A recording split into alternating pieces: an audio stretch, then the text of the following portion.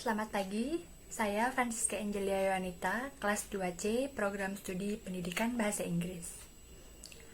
Di video ini, saya akan membahas tentang fenomena prank di kalangan YouTuber. Seperti yang kita ketahui, YouTube merupakan salah satu media hiburan yang paling banyak diakses oleh masyarakat Indonesia. YouTube juga merupakan media hiburan yang diminati oleh banyak kalangan. Berbagai macam video bisa kita cari dan kita bisa tonton di YouTube tersebut. Selain sebagai media hiburan, YouTube juga dapat digunakan untuk mencari pundi-pundi rupiah. Hal ini tentunya membuat banyaknya konten kreator dan YouTuber yang membuat channel YouTube dengan berbagai macam konten. Tentunya konten yang mereka buat berbeda-beda, seperti konten tutorial, vlog, review, dan prank. Namun, akhir-akhir ini, konten prank merupakan konten yang paling banyak diminati oleh YouTuber. Apa itu prank? Prank merupakan suatu guyonan yang dapat dikatakan membohongi seseorang dan bersifat mengerjai target yang akan diprank. Berikut ini, saya akan menceritakan sedikit asal mula prank. Prank sama halnya dengan April Mop yang jatuh pada tanggal 1 April. Pada hari itu, orang-orang melontarkan lelucon atau kejahilan untuk memperingati April Mop. Meski bukan perayaan yang resmi, namun berbagai negara merayakan April Mop tersebut. Ada banyak sekali video-video prank yang bisa kita lihat di YouTube. Namun, tidak semua prank itu bersifat positif. Ada beberapa YouTuber yang membuat konten prank yang bersifat negatif. Berikut ini, saya akan memberikan 2 contoh kasus prank. Kasus prank yang pertama, yaitu prank yang bersifat negatif. Akhir-akhir ini yang sedang viral yaitu salah seorang YouTuber yang membuat konten di channel YouTube-nya. Konten tersebut yaitu prank yang memberikan sembako berisi sampah. Sembako yang berisikan sampah tersebut diberikan kepada transpuan yang berkeliaran pada malam hari di jalan. Tentu saja aksinya itu membuat banyak kontroversi dan banyak masyarakat yang tidak setuju dengan apa yang dilakukan oleh YouTuber tersebut. Aksi itu sangat banyak menuai kecaman dari masyarakat. Mereka menilai aksi itu sangat tidak terpuji dan tidak patut untuk dicontoh. Karena aksinya itu, YouTuber tersebut dijatuhi hukuman 12 tahun penjara dan dikenai denda karena melanggar UU ITE.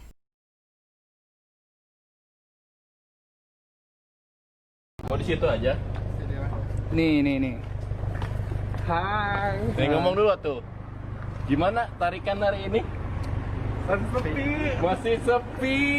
Ya udah. Kita baru keluar.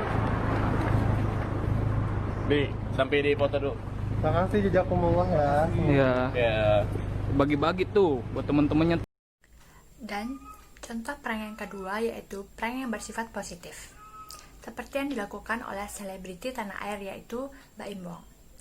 Dalam channel YouTube-nya, ia membuat konten prank yaitu ia berpura-pura menjadi pengemis atau gelandangan.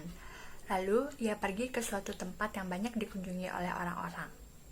Kemudian, di situ ia mulai melancarkan aksinya. Ia mendatangi satu persatu orang-orang yang ada di sana, kemudian meminta uang. Ia mau melihat reaksi orang-orang di sana, apakah ada yang membantunya atau malah tidak mempedulikannya. Ternyata, banyak dari mereka yang bersifat acuh tak acuh, bahkan ada yang mengusirnya karena merasa tidak nyaman. Tetapi, tidak sedikit juga orang yang mau memberikan bantuan ya berupa uang. Setelah orang-orang tersebut memberikan bantuan berupa uang, kemudian Mbak Im Wong mencarinya dan memberikan imbalan yang lebih dan memberitahu bahwa itu adalah prank. Tentunya orang-orang yang memberikan bantuannya itu sangat terkejut.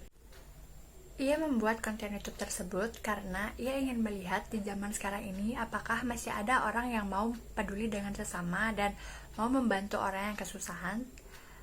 Ternyata masih ada yang mau membantu dan peduli terhadap sesama mereka yang kesusahan.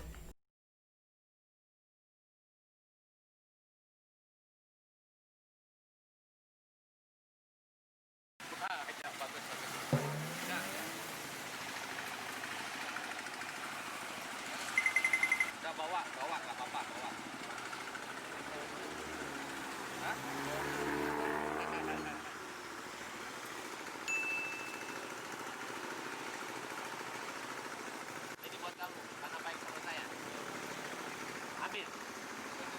Ini dari saya. Konten prank sebenarnya tidak hanya menyangkut hal yang buruk atau negatif.